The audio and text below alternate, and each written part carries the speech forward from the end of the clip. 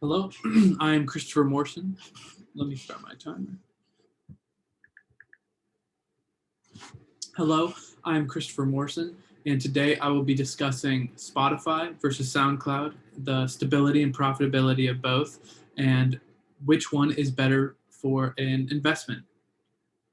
So with that being said, let's get into it.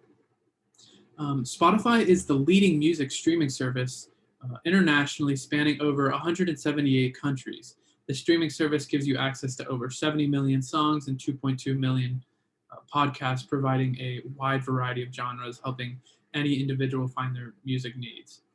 Ever since the release of Spotify, there has been controversy around this topic and the services that they provide on whether it would be profitable or not. However, Spotify has proved that wrong.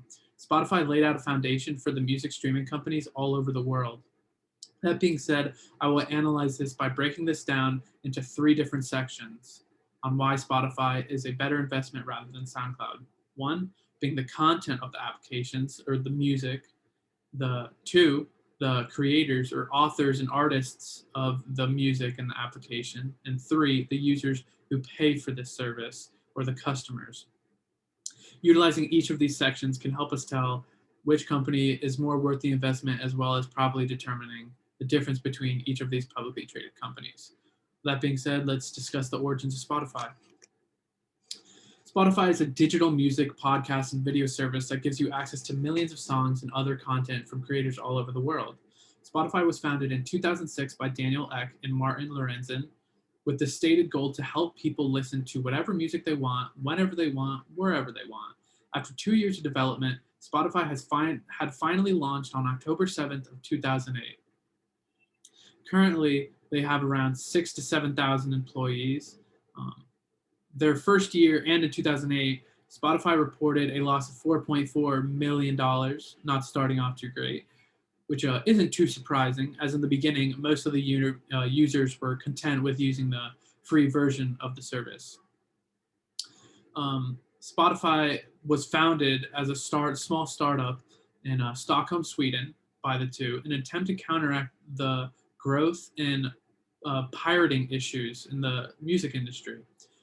However, currently, the biggest share in Spotify revenue comes from its premium service, which provides online and offline free-based music. With that being said, let's get into the infrastructure of Spotify, or the functionality of Spotify's company. So rather than the typical known bureaucracy top-down system, Spotify uses a much different approach to its organized structure, using tribes. So what is a tribe? Rather than a core project manager being in charge of a handful of developers that report to him, the company works in something that they refer to as tribes. Tribes consist of a collection of squads in which they all have varying skills. Each tribe has a lead which is responsible for providing the best habitat for the workplace. The system allows for much more freedom and comfortability within the workplace. And a subset to this is chapters. A chapter is a small group of people who have similar skills and work within the same general area within the tribe. Each chapter meets regularly to discuss their area of expertise and their specific challenges for the week, right? And finally, guilds, which is the much more common version.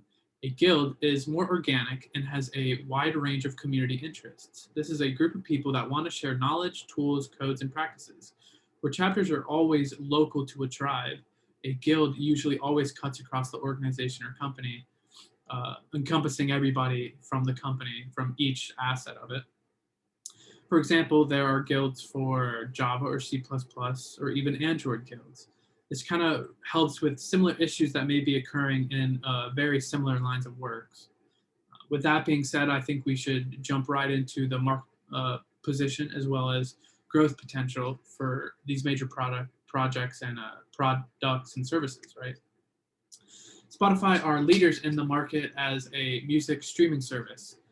Basic services such as playing music are totally free, of course, but you can also choose to upgrade to Spotify's monthly subscription known as Premium. Premium comes with many options and features, such as being able to play any song they want on demand, as well as find, create, and edit playlists, discover new music, share this newly discovered music, skip any track, listen offline, and hear high quality music. After discussing all of this and the potential behind each of these services, we need to discuss Spotify's competition, which brings me to my next slide. The biggest competitors for Spotify are Apple Music, Amazon Music, and SoundCloud, as well as Pandora. However, the reason for the success of each of these applications is due to the foundation and business model set down by Spotify as a streaming music service. Spotify and SoundCloud are direct competitors with the music streaming industry due to the many similarities of strictly being in the streaming of music. However, SoundCloud is very similar to Spotify and its services such as SoundCloud Go, which gives you offline and ad-free listening to everything from mainstream releases to DJ sets and remixes, which is essentially Spotify Premium with less features. However, there are differences in the content that is produced, as well as how artists are compensated. Spotify focuses on making deals and labels, creating a contract where the artist gets paid through the amount of streams, where SoundCloud focuses on releasing music that range from title songs to unreleased mixtapes, where they're paid through a premiere system where compensation is dependent through revenue SoundCloud receives. For example, if shares are 55%, if you make $100 off of your track, you will get $55. And finally, marketability is much better through Spotify due to the more exposure for the artist, as well as the safety that comes with Spotify and having your music not being able to be pirated, right? And another thing worth mentioning is the difference experience for the customers. For example, Spotify is very user-friendly and easy to use and finding new music, where SoundCloud is very difficult to find new music. Another huge issue is the music repertoire. Spotify has 70 million songs, whereas SoundCloud does not. Spotify has titled artists, labels, albums, right? The mainstream, mostly listened to songs, whereas SoundCloud has more of the personalized taste for each of the customers, and it's more of a community. And finally, Spotify allows for different payment plans that help the customer decide what is best for them. For example, if your whole family needs a music streaming service, then you can get a family plan, which is considerably cheaper.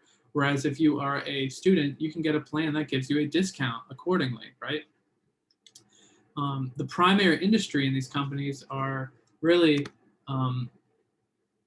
the streaming service and the similar content creation, right? Which brings me to the podcasts, which has been the most recent industry trend that all streaming services are trying to obtain licenses for. Spotify has been the leading company in investing into podcasts and helping authors with exposure on said podcasts. With all this being said about Spotify, now we need to look into the financials of Spotify, which brings me to my next slide. Although the first couple of years, the annual profit happened to be negative, late 2019 and 2020 have been showing promising trends and growing subscribers, monthly active users, having a 24% year-to-year increase. Not only have they expanded 80 additional markets, but they also have had a 16% increase in revenue only in the first quarter of 2021. Not only have they tried to expand the market Spotify is located in, but they have also pushed beyond music and is now honing in on audio, specifically live audio. Podcasts and live audio with this recent purchase of Locker Room, which is a live audio app. The past 2 years have been volatile, but overall consistent. The COVID pandemic had helped the company stock rise from an average of $140 to an average price of $250, which has remained constant for the past 4 quarters. Due to me mentioning COVID, right, in these recent years, I think it is important to discuss events that affect the market or recent publications, right? Which brings me to my next slide. When it was founded, Daniel and Martin, their main goal and statement was that they wanted to help people listen to music, whatever music they want, whenever, wherever, as well as help the piracy issue that was prominent in the early 2000s. As said, they built Spotify as a legal and superior quality alternative to music piracy. And now that we've talked about like the company mission, two main events that had a huge impact on Spotify are the two at the bottom, right? The expansion from 93 to 178 markets represents Spotify's biggest market expansion since the company launched in Sweden in 2008, which is one of the biggest events that helped Spotify become a culturally known music service, establishing from across many different countries, right? As well as the recent pandemic. The recent pandemic, although caused some concerns for the company at first, ended up helping Spotify obtain 130 million more paid subscribers, as well as an increase monthly active users by 31% within the first quarter, which is phenomenal and shows great promise for the future. Which brings me to my conclusion. When talking about investing into which one, Spotify is the answer, right? Because it would be more sustainable and provide more profit. Um, this is a much more attractive investment than, say, SoundCloud due to these three main differences: user friendliness, and more likely to attract customers due to these specific features that are user friendly, and as well as the users have a very customizable payment plan that is helpful to everybody in different situations.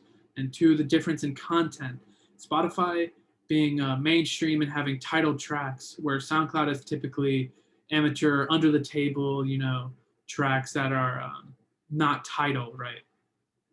And Spotify helping and catering to the authors and artists. I noticed that SoundCloud is much less smaller, therefore they, understandably take part of the cut of the income. Where Spotify, they have even in the past gone negative in revenue to help cater to the artists and make sure that they are being properly paid for their, product.